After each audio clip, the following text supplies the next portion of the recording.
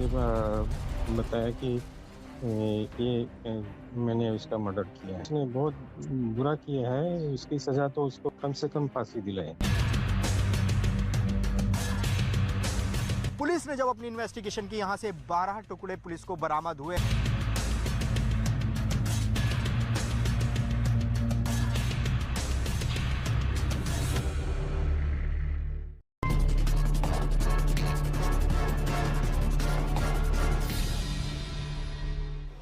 नमस्कार, मैं मौजूद हूँ मेहरौली पुलिस स्टेशन के बाहर और आप देखेंगे कि आज ये गेट बंद है। मीडिया को अंदर जाने की अनुमति नहीं है।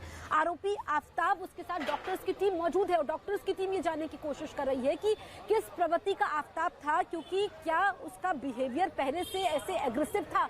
अब पुलिस की कोशिश ये है कि आफ्ताब के परिवार वालों तक पहुंचा जाए, परिवार वालों से ये जानने की कोशिश की जाए कि बचपन में उसका बिहेवियर कैसा था, और बहुत सारी चीजें उनके परिवार वालों से पुलिस को मिल पाएंगी। और अंदर आप देखेंगे, क्योंकि आज यहाँ पर बड़े अधिकारी मौजूद हैं, उनका मूवमेंट है। यहाँ पर जॉइंट सीपी भी पहुंचे थे, एडिशनल एडीजी भी पहुंचे थे। और इस बीच ब्रेकिंग न्यूज हम आपको बता दें कि एक नया सीसीटीवी वीडियो सामने आया है, जिसमें पुलिसकर्मी आरोपी आफ्ताब के घर से सबूत ले जाते हुए दिखाई दे रहे हैं। न्यूज 18 इंडिया पर सबसे पहले एक्सक्लूसिव तस्वीरें इस वक्त हम आपको दिखा रहे हैं, जहां पर हत्याकांड की जांच के समय पहला सीसीटीवी वीडियो सामने आया है।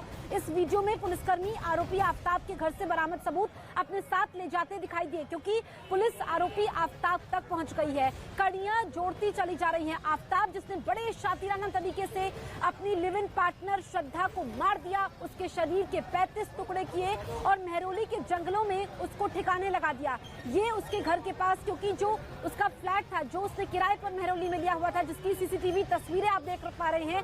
पहला सीसीटीवी फुटेज जो कि न्यूज 18 इंडिया आपको दिखा रहा है, इसके ठीक सामने घना जंगल है, जहां पर वो रात को जाता था और एक एक करके शव के टुकड़ों को फेंकता था। इसके लिए बकायदा उसने श्रद्धा के ही बैंक अकाउंट से पैसे ट्रांसफर किए, उसी के पैसों का इस्तेमाल किया शव को ठिकाने लगाने के लिए। और ये तस्वीर आप देखिए, ये अहम हो जाती है, क्योंकि पुलिस अब यहाँ तक पहुंच पाई है।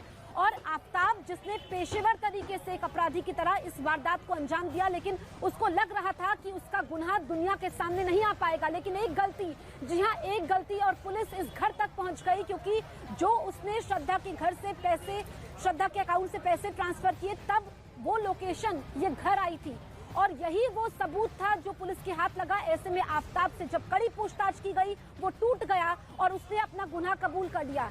ये पहला सीसीटीवी वीडियो, और कल पुलिस उसको कोर्ट में पेश करेगी आफ्ताब को। उसके बाद पुलिस की कोशिश रहेगी कि आफ्ताब की और रिमांड ली जाए। लेकिन यहाँ पर श्रद्धा के पिता ने बताया कि किस तरीके से वो रिश्ते के खिलाफ थे, लेकिन जब वो वहां पर रहने चली गई आफ्ताब के पास, उसके बाद उनकी कई महीनों तक बातचीत नहीं हुई थी। मेरी सहयोगी इस वक्त अंकिता, वो उन जंगलों में मौजूद है जहां पर पुलिस आज भी सर्च ऑपरेशन कर रही है, और वहीं पर शव के टुकड़ों को ठिकाने लगाया गया। बुलेटिन की शुरुआत में बात करेंगे श्रद्धा मर्डर केस की। श्रद्धा मर्डर केस पर सबसे बड़ी और बहुत बड़ी खबर आपको बता दें, आफ्ताब के दफ्तर पर पुलिस पहुंच गई है। श्रद्धा मर्डर केस की जांच अब तेज हो गई है। बता दें कि गुरुग्राम के सेक्टर 24 में आफ्ताब का दफ्तर है। पुलिस इस केस से जुड़े सबूत का कतरा कतरा ढूंढ रही है। श्रद्धा हत्याकांड में आरोपी आफ्ताब के कबूलनामे के बाद पुलिस अब सबूतों की तलाश में जुट गई है। शव के टुकड़ों को आफ्ताब ने कहां ठिकाने लगाया था, ये जानने के लिए पुलिस उसे लेकर जंगलों में पहुंची है। पुलिस के मुताबिक आफ्ताब ने हत्या का जुर्म कबूल कर लिया है और उसने ये बताया कि शवों के टुकड़ों को छतरपुर के जंगलों में फेंका था।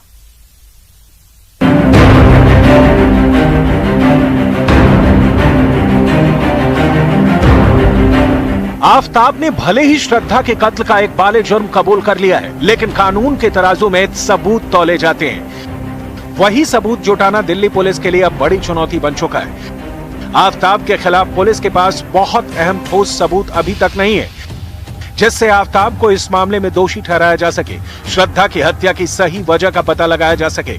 श्रद्धा मर्डर मामले में अब दिल्ली पुलिस किसी भी एक एंगल से बनकर नहीं रहना चाहती, इसलिए उन सभी पहलुओं को टटोल रही है दिल्ली पुलिस, जिनसे श्रद्धा की मर्डर मिस्ट्री को सुलझाया जा सके, और इसीलिए साइकोलॉजिस्ट की भी मदद इस पूरे मामले में ली जा रही है।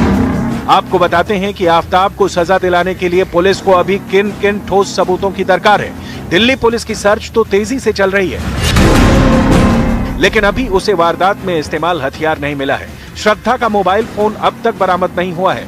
वारदात के वक्त पहने गए कपड़े बरामद करने बाकी हैं। ये वो बुनियादी सबूत हैं जो मर्डर के केस में आरोपी को फांसी के तख्ते तक ले जाने के लिए बेहद जरूरी हैं। इसके अलावा भी पुलिस के सामने चुनौतियां कम नहीं हैं। पुलिस को अभी तक सभी बॉडी पार्ट, खासकर श्रद्धा का सिर बरामद नहीं हुआ है। अभी तक वारदात में शामिल चाकू या आरी बरामद नहीं हुई है। हत्याकांड के वक्त पहने गए आफताब और श्रद्धा के कपड़े बरामद नहीं हुए हैं, जिन्हें आफताब ने कूड़े की गाड़ी में फेंकने का दावा किया है। श्रद्धा का मोबाइल फोन भी पुलिस को बरामद करना है, जो हत्याकांड के राज खोल सकता है। डीएनए जांच के लिए पिता का ब्लड सैंपल ले लिया गया है। अब पुलिस महरौली के जंगल से मिले हड्डियों से डीएनए का मिलान करेगी। पुलिस फोन के डेटा को रिकवर कर जानकारी जुटाने में लगी है। पुलिस ने डेटिंग ऐप कंपनी से भी रिपोर्ट मांगी है। श्रद्धा का कत्ल 6 महीने पहले किया गया था और एक एक कर आफताब सबूतों को मिटाता गया। इसलिए पूरी जांच मोटे तौर पर फॉरेंसिक और साइंटिफिक रिपोर्ट पर ही टिकी है।